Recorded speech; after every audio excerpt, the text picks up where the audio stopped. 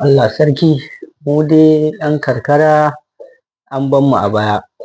Ko ina za ka ji ana rabon ofa, ana rabon jari miliyan 1, 500,000 ƙaranci, can za ka ji ana ba da gidaje, can za ka ji ana ba da motoci, can za ka ji ana ba da ofa.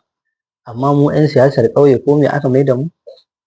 Ba ma iya 'yan siyasa ba, ai shi shugaba ai nauyinka ne ka taimaki kowa, ba sai lallai ɗan siyasa ba. To amma fa mu fa a ƙauye ban san me yake damun mu, a'a laifin mu ne, laifin shugabanni ne, Allahu a'alam. Ni dai ba zan iya lissafa mutum 3 wa'inda aka ba su jarin 500,000 ba.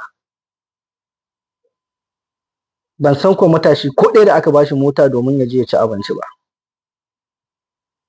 Ko a midiya kuma ban ga wanda aka sa aka ce wane an gina mai gida ba. To mu me muke kenan? Kullum dai mu ne ɓaɓatun kan 5,000, 10,000? Highest ka ji 50,000, 200,000? To mu 'yan ƙauye ba mu san kanmu ba kenan? Ko ko mu ba dangwalawa muke a zaɓa ba? Ko ko mu ba mu ne wa'inda ake mulka ba?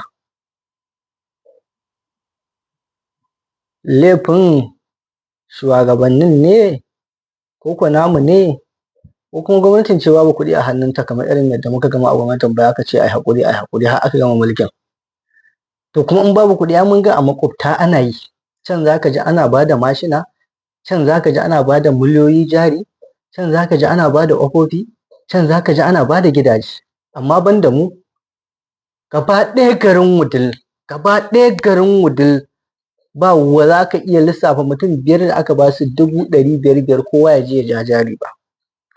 Gaba ɗaya garin Wudil ba a ba matasa wanda suke neman na kansu mashin da zimman wannan ka je ka ci abinci ko ka dinga zuwa gurin aiki, ba mu da mutum 5. Gaba ɗaya garin Wudil ba mu da mutum 5 ɗin da aka siya wa mota ko ƙurƙura ko golf ko ma mota ta hawa, motar da ta yi miliyan 5 abin da ya sama, ba mu da mutum 5 wa'inda aka yi wannan.